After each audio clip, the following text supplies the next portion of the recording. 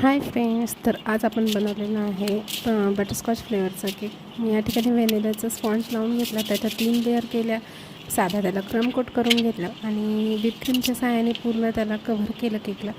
Heart शेपचा cake आहे, त्यामुळं खालच्या साईडने फिनिशिंग व्यवस्थित दिली आणि वरच्या साईडने त्याला शार्प एजेस आणले.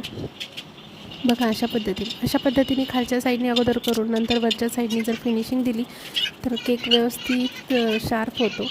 आणि ते रेड कलरचं स्प्रे मी खालच्या साईडनं मारून घेतला. ॲनिव्हर्सरीसाठी केक आहे म्हटल्यावर डिझाईन रेड कलरमध्येच आली पाहिजे. आणि या ठिकाणी फ्लावर बनवून घेतले नेलवर, त्याच्यावर रेड कलरचा स्प्रे मारला आणि खाली थोडी थोडी क्रीम केकवर ठेवून त्याच्यावर फ्लावर ठेवले, म्हणजे जेणेकरून ते व्यवस्थित बसतात, दिसायलाही असे उंच उंच दिसतात. आणि पायपिंग बॅगमध्ये रेड कलर टाकून त्यामध्ये व्हाईट क्रीम भरली आणि सगळे मिक्स करून असे छोटे छोटे डॉट मी या ठिकाणी देत गेलेले आहे. म्हणजे कसे रेड आहे तर रेड याचं कॉम्बिनेशन छान वाटतं. अशा पद्धतीने हार्ट शेपचा केक करून घेतला. आणि या ठिकाणी तुम्ही बघू शकता हार्ट शेपच्या मागच्या साईडने कसे व्यवस्थित शार्प एजेस आलेले आहे. प्रॅक्टिस जर केली तर खूप छान असा केक बनवता येतो, पण खूप प्रॅक्टिस करावं लागते. असे छोटे छोटे डॉट देत जायचे वरच्या साईड खालच्या साईडनं.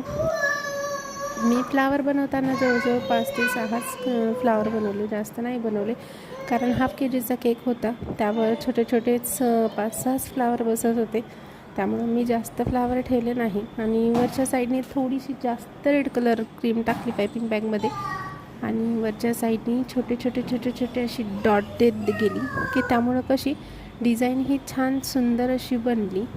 बघा, सेम असे छोटे छोटे डॉट द्यायचे, खालच्या डॉटपेक्षा वरचे डॉट छोटे आले पाहिजे.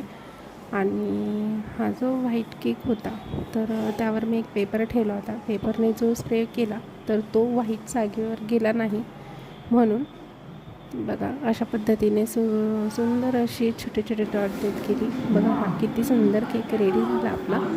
आणि वरच्या साईडने फ्लावर ठेवल्यानंतर व्हाईट कलरचे लिव्स काढले, किती सुंदर दिसतं आणि छोटंसं सिम्पल